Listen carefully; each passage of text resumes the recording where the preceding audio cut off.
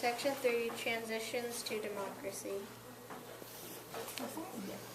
How regimes are changed. Democracy occurs when a country wants to take control of its government and compromise with other competing countries. Some dictators blame their way of governing by saying they want a better state, or it's because of foreign enemies or economic backwardness. Hardliners they want to maintain the status quo. Softliners like to reform governmental policies and procedures. Not only softliners, but as well as influential individuals can also bring social movements to bring real reform. Poland has it difficult since people were against it and some wanted it in ways it was. From 1945 to 1990, Poland was ruled by a communist dictator. In 1980, a strike occurred in Gdansk. Then won and government set the right to organize and strike. Then 1981, a general from the Soviet Union became the prime minister and declared martial law by the many of the Solidarity leaders were arrested and the laws that were done in 1980 were abolished. All these abolishings made the economy even worse. By the late 1980s, Mikhail, who had the power in Moscow, was determined to change the government and outcome in the Communist Party. The Communist Party weakened, and the Wales pushed harder for the change in the mid-1989. Reforms were done, including free elections. Wales then was president, and the nation was democratic. Cool. Fall of the Soviet Union. Communist regimes started to collapse. In 1985, Mikhail was the general secretary of the party.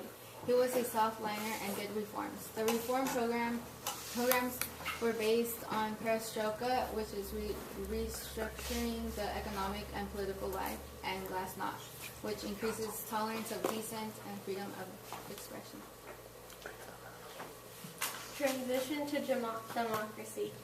Changes occur in Russia in 1991. Boris Yeltsin was president. He confronted Mikhail on why he resigned from the communists. He then sent the hardliners while he was vacationing and wanted him to return to the old Soviet government.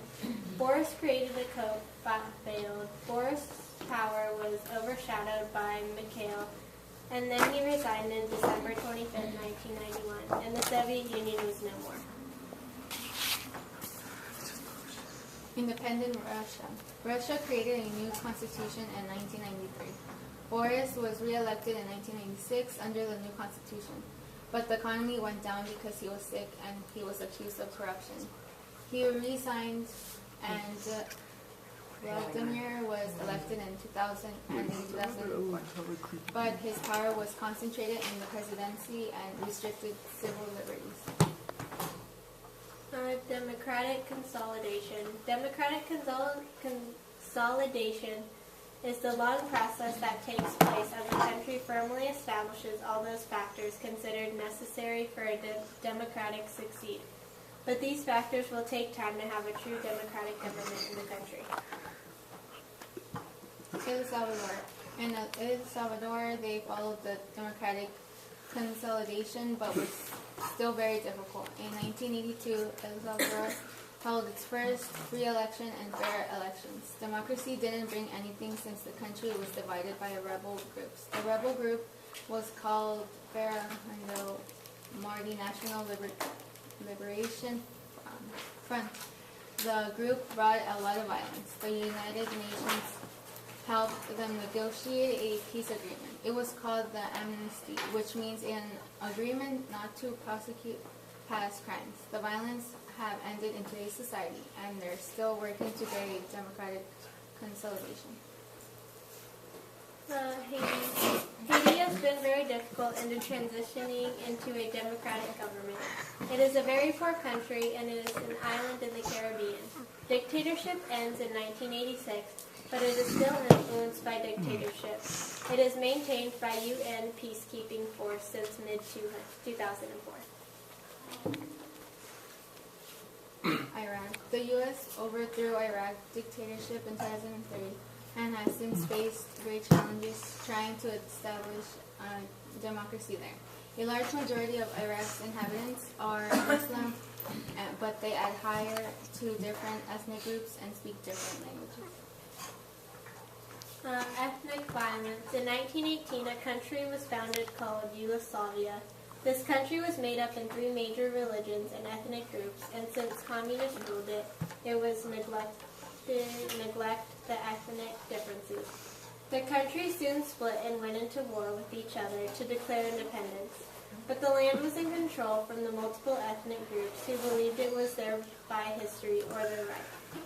The genocide happened and killed 200,000 civilians and sent many as refugees. Genocide is the attempted extermination of a national group. NATO stopped the war and fight. They did not lead the democracy, but the war triggered the country to split into 5 independent states.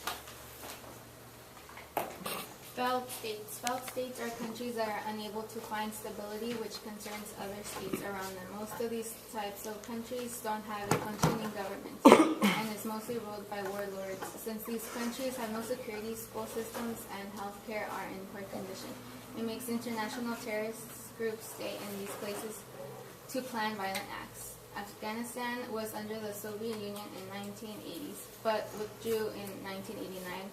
But the war left the country too devastated to recover.